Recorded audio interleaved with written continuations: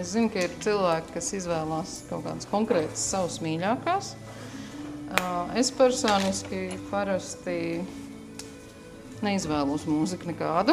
Es ļauju izvēlēties to personālam.